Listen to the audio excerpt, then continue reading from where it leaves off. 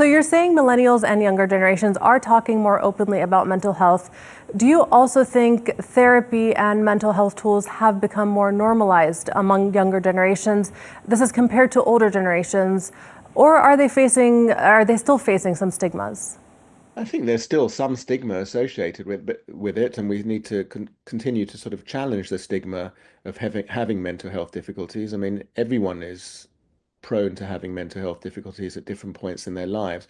We need to distinguish, normal unhappiness and sadness and normal kind of anxiety from pathological depression or anxiety disorder.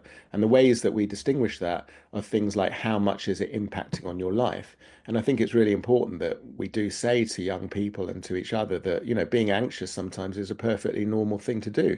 In fact, it's actually a helpful thing to be anxious when you're facing an exam because, for example, or a sports event or something that you need to perform at, because anxiety helps increase your performance to a certain extent. But if you have too much anxiety, it can impact on your day-to-day functioning and it can become a kind of disorder which needs the right help and support.